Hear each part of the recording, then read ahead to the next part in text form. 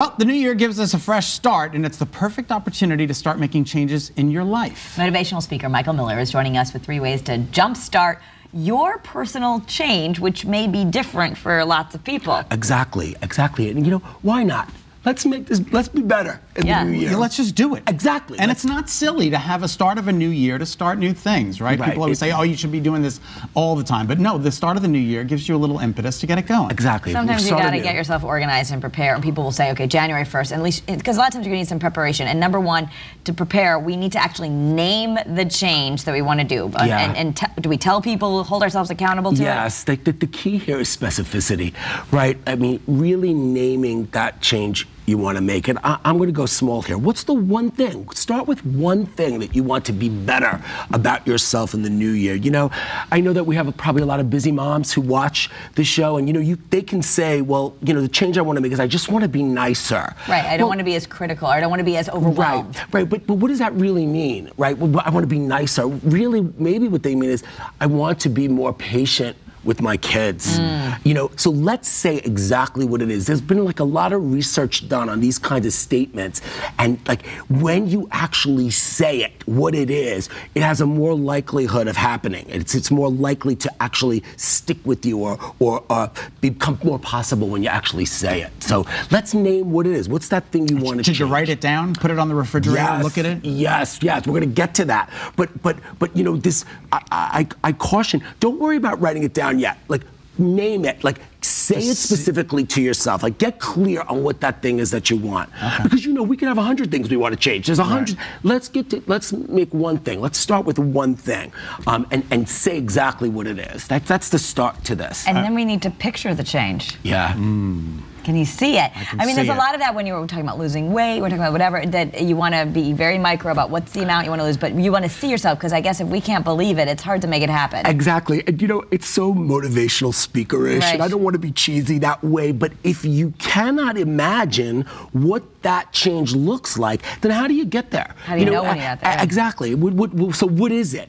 So the thought of imagining it and then kind of positioning your action to get you there is the thought to do with it, right? So let's say we use the same example. You know, maybe you're preparing a meal and the kids are noisy and messy and you react, right? You yell at them or you scowl, and you're just not the kind of person you want to be at that moment.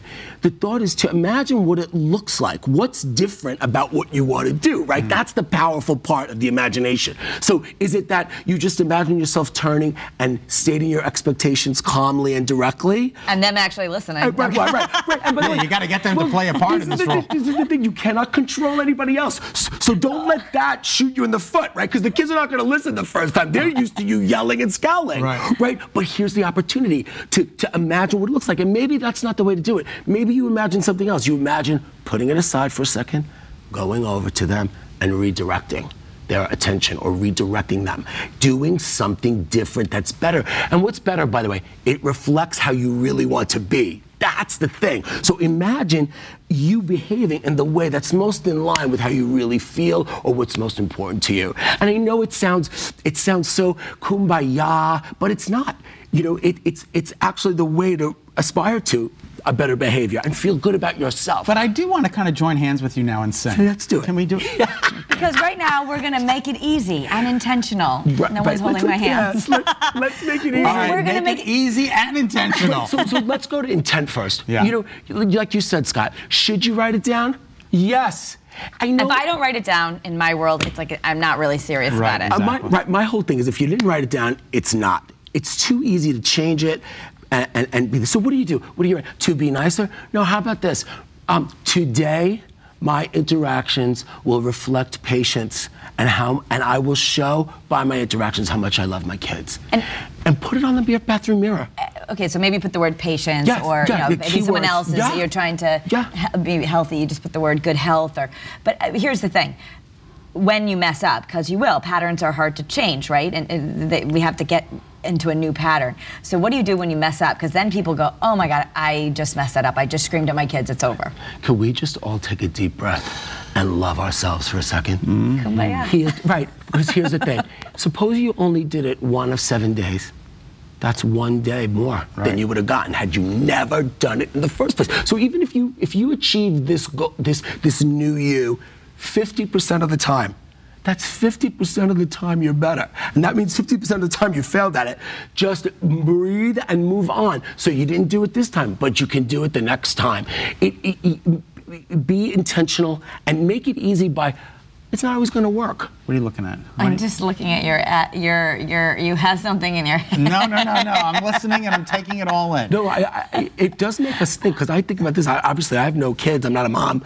But I think about myself and the places where I could change. Being patient with anyone. Right. Being patient with my mom. Being patient with my friends. It applies. And this is, again, it's whatever anyone is trying to do. I think patience is something that I would love to cultivate more, because we live in a fast-paced world at the time, and other people can't always work at that level. Right. And you think about all the things you do in your life, how busy you are. It's hard to stop and be that person you want to be. Exactly. But here's the thing. If you don't attempt it, then what happens? Then you just stay as you are. And by the way, if you're fine the way you are, stay the way you are. But most of us want better. Most of us want to be different. What's your final thought? My final thought is, if you bother to do this, you'll see one change happen.